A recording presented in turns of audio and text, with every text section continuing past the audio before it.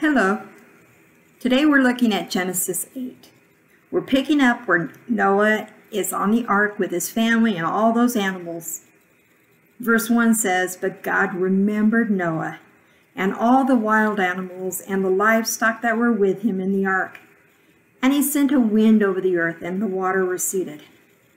It says God remembered. Does that mean God forgot Noah? Of course he didn't. It really means that God stayed true to his promise. It was time to fulfill this promise. But Noah probably felt like he was forgotten by God. If so, he was in good company. Psalm 10:1 says, "O Lord, why do you hide yourself in times of trouble?" Psalm 42:9 and 10 says, "I say to God, my rock, why have you forgotten me? Why must I go about mourning, oppressed by the enemies? My bones suffer mortal agony as my foes taunt me, saying to me all day long, where is your God?" 2 Corinthians 1:8, Paul confessed his troubles in Asia had been so severe that he almost gave up on life. But at this time, God focuses his direct attention on Noah. So it seems like God remembered Noah again.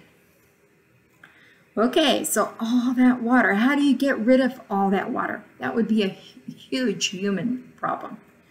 In fact, right now in California, flooding, they're trying to figure out what do they do with all the water from all the rain they've had. Not a problem for God. The God who created the heavens and the earth, he could send a wind that would blow the earth dry. And it really must have been a dry wind. There was a time I lived in Phoenix and it was so hot. In the summer, what I would do is I would wash my hair, stick it outside the door for less than a minute, and it would be dry. Well, God could send something hotter and drier than that, and the waters would recede. Verses 2 through 5 say, "Now the springs of the deep and the floodgates of the heavens had been closed, and the rain had stopped falling from the sky. The water receded steadily from the earth. At the time of the 150 days, the water had gone down." At the end of the 150 days. "And on the 17th day of the 7th month, the ark came to rest on the mountains of Ararat. The waters continued to recede until the 10th month. And on the first day of the 10th month, the tops of the mountains became visible." So the rain stopped. God was in control of when the rain stopped and the other waters began. In one way of thinking, you look at Mount Ararat, and what a terrible place to leave an ark. It's a mountain, a really high mountain. Mountainous terrain, it would be tough to hike out of there. But God doesn't make mistakes. He put the ark in a place that it might be safe for thousands of years. It says the water became so high it covered the tops of the mountains. Again, that's proof that it wasn't a local flood. A local flood would not cover the tops of the mountains.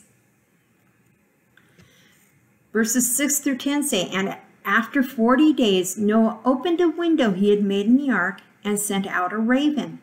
And it kept flying back and forth until the water had dried up from the earth.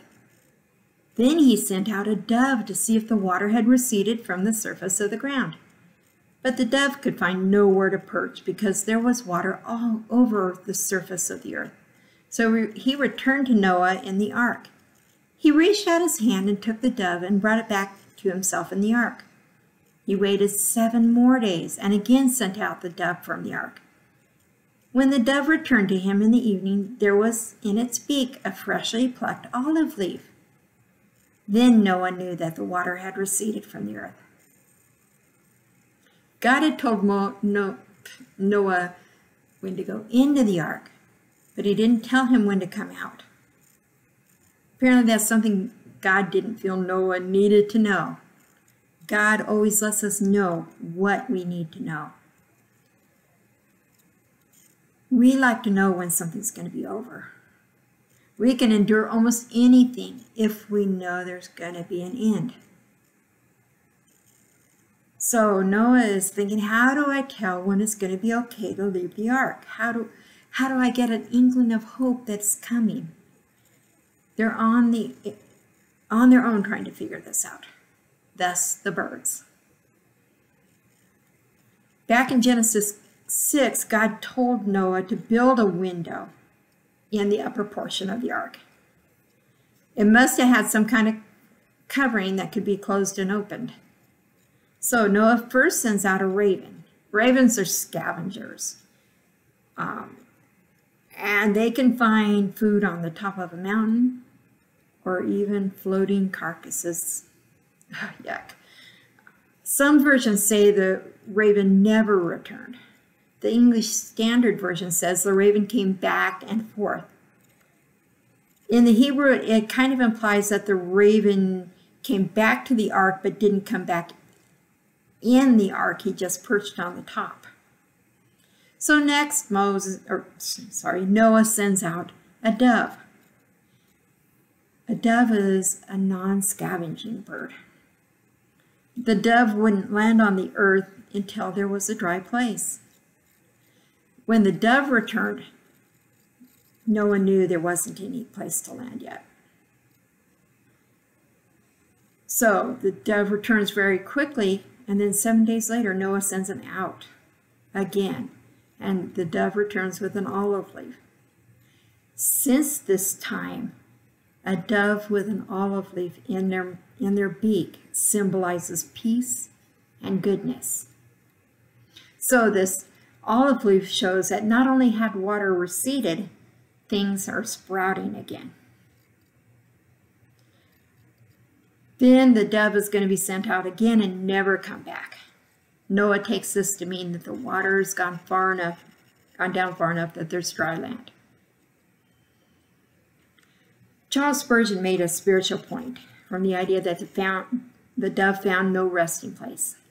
He explained that like the dove, the believer finds no true resting place in this world. Verses 13 through 19 say, by the first day of the first month of Noah's 601st year, the water had dried up from the earth. Noah then removed the covering from the ark and saw that the surface of the ground was dry. By the 27th day of the second month, the earth was completely dry. Then God said to Noah, come out of the ark, you and your wife and your sons and their wives. Bring out every kind of living creature that is with you, the birds, the animals, and all the creatures that move along the ground, so they can multiply on the earth and be fruitful and increase in number on it. So Noah came out, together with his sons and his wife and his sons' wives. All the animals and all the creatures that move along the ground and all the birds, everything that moves on the land, came out of the ark, one kind after another. So Genesis 7, we saw that Noah entered the ark on the 17th day of the second month of the 600th year of his life. This is almost a full year later. That's a long time.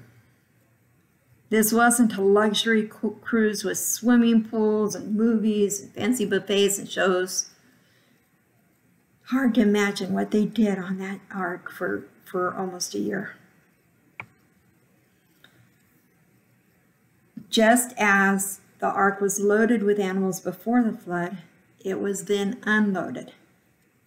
We don't read anything about any animals dying on the ark. God protected them.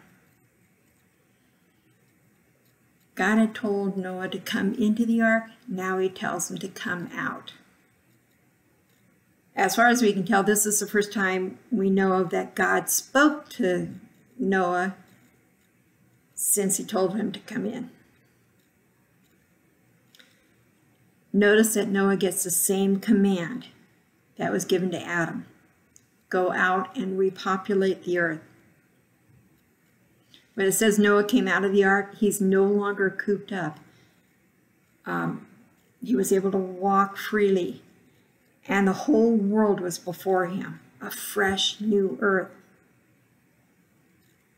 According to Charles Spurgeon, isn't that a picture of the freedom of the believer who's been buried with Christ and raised to walk in newness of life, and we're able to enjoy God's free spirit? Verse 20 says, Then Noah built an altar to the Lord, and taking some of all the clean animals and clean birds, he sacrificed burnt offerings on this. So his first act on leaving the ark was to worship God through sacrifice. This is the first mention of an altar. We saw Adam and Cain and Abel offered sacrifices, but it never mentioned altar. So there's a Jewish tradition that this altar was the same place that it had been built by Adam, and it was used by Cain and Abel, and it was the same spot where Abraham is going to offer up his son Isaac. We know where Abraham came to offer his son Isaac was on Mount Moriah, which today is Jerusalem. That's 1,300 miles from Mount Ararat. So it's not likely to be true. As is the nature of true sacrifice, sacrifice is costly. With only 7 of each of the clean animals, to sacrifice any is costly. But costly sacrifice is pleasing to God. Today, our sacrifices to God, they need to cost us something, or they're not a sacrifice. In 2 Samuel 24:24, David said he would never offer to God that which costs him nothing. We should do the same. Verses 21 and 22 say, The Lord smelled the pleasing aroma and said in his heart, Never again will I curse the ground because of humans, even though every inclination of the human heart is evil from childhood. And never again will I destroy all living creatures as I have done. As long as the earth endures, seed time and harvest, cold and heat, summer and winter, day and night will never cease. So this is a good example of what's called anthropomorphic, I can't even say that word, anthropomorphic language. When it says God smelled. Anthropomorphic means giving God human actions or attributes. God is a spirit. It doesn't have a nose like we consider a nose. But it says God loved the smell so much that he made a promise to Noah and his men and to mankind. Notice God repeats the phrase regarding not cursing the ground and never destroying the earth. When he repeats something, that increases its importance. He promises never to send a flood on the same scale. Do you think he would have made this promise if he knew how wicked things would get? That's a trick question, because of course God knew how evil things were going to get. But he had a plan. And his plan included a promise full of mercy.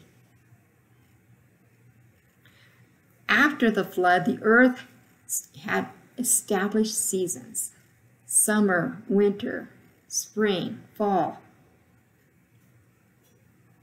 Because before the flood they had the canopy, they didn't have seasons.